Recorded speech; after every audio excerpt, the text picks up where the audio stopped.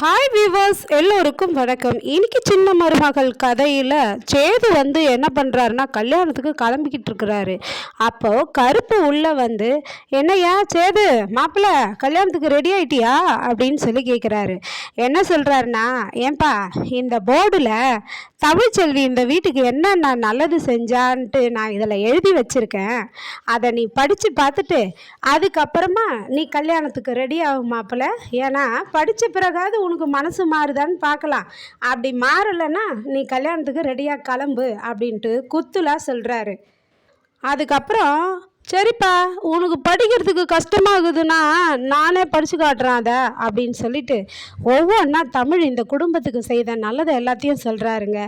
அதாவது போஸுக்கிட்ட மலரை காப்பாற்றி அவளுக்கு ஒரு நீதி வாங்கி கொடுத்தது, அவங்க மாமனார் விஷக்கடியில் இருந்தப்ப அவங்க கஷ்டப்பட்டு காட்டில் போயிட்டு மருந்து எடுத்துகிட்டு வந்தது, அப்புறம் அவரை போலீஸ் ஸ்டேஷனுக்கு அனுப்பிச்சாங்க அவங்க மாமனாரை. அது அவங்க இல்லை, தாமரை தான் ஃபோன் பண்ணி போலீஸ் ஸ்டேஷனில் மாட்டி விட்டது. ஒவ்வொரு நல்லதையும் அடுக்கா அப்படியே கருப்பு சொல்கிறாரு.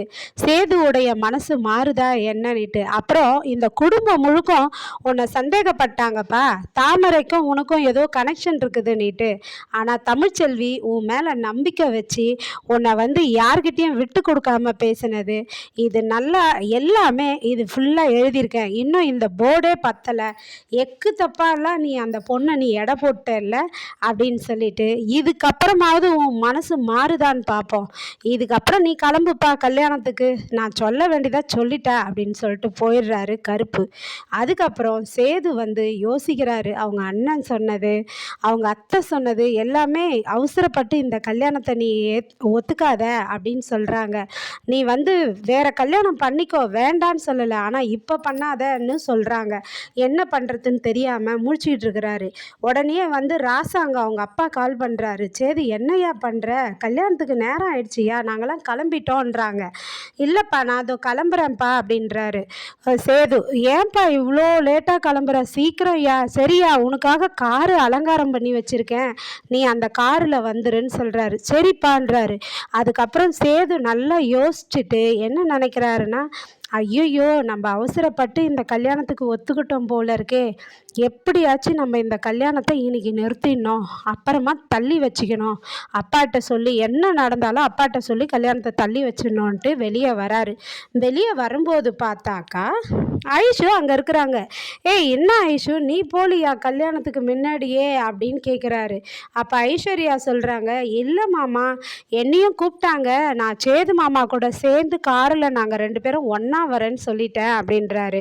ஐயோ நம்ம கல்யாணத்தை நிறுத்தலான்னு பார்த்தா இவ வேற என்ன இப்படி ஒட்டிக்கிட்டு இது மாதிரி பண்ணுறாளே நினச்சிக்கிட்டு அப்புறம் கல்யாணத்துக்கு கிளம்புறாங்கங்க. தமிழ்ச்செல்வி காலேஜுக்கு போகிறதுக்காக அவங்க வீட்டில் பாட்டி எல்லாருமே, நீ பஸ்ஸில் இனிமேல் போகக்கூடாது, நீ ஆட்டோவில் தான் போயிட்டு வரணும், அதுதான் உனக்கு சேஃப்டி, நீ மாசமாக இருக்கேன்னு சொல்லிட்டு தமிழ்ச்செல்வியை ஆட்டோவில் அனுப்பிச்சி வைக்கிறாங்க. சேதுவும் ஐஸ்வர்யாவும் அலங்காரம் பண்ண காரில் அவங்க ஓட்டிக்கிட்டு கல்யாணத்துக்காக போகிறாங்க. இதுக்கு நடுவில் ஒரு லாரிக்காரு வராருங்க. அந்த லாரிக்காரு தூக்க கண்ணோடவே தூக்கத்திலேயே வராரு. தூக்கத்திலேயே வரும்போது சேது கார் வருது, ஒரு சைடு லாரி வருது, இன்னொரு வழியாக தமிழ்ச்செல்வியோடைய ஆட்டோ வருது. இது 3மே சேர்ந்து சந்திக்கிற இடத்துல தமிழ்ச்செல்வியோடைய ஆட்டோ மேலே இந்த லாரிக்காரு தூக்க கண்ணில் உடனே மோதிடுறாருங்க. மோதினதும் ஆட்டோலேருந்து தூக்கி வீசப்படுறாங்க தமிழ்ச்செல்வி. ஆக்சிடெண்ட் ஆகி வயிற்றை பிடிச்சிக்கிட்டு பயங்கரமாக துடிக்கிறாங்க. அப்போது சேதுவும் ஐஸ்வர்யாவும் காரில் கல்யாணத்துக்காக வந்துக்கிட்டு இருக்கும்போது ஏதோ ஒரு ஆக்சிடெண்ட் ஆயிடுச்சு, என்னன்னு தெரியல, யாருன்னு தெரியல, யாரும் மாசமாக இருக்க பொண்ணு அப்படின்னு சொல்லிட்டு சேது ஒடியாடுறாருங்க. ஒடியாந்து பார்த்தாக்கா அந்த ஆளை திருப்பி பார்த்தா தமிழ்ச்செல்விங்க.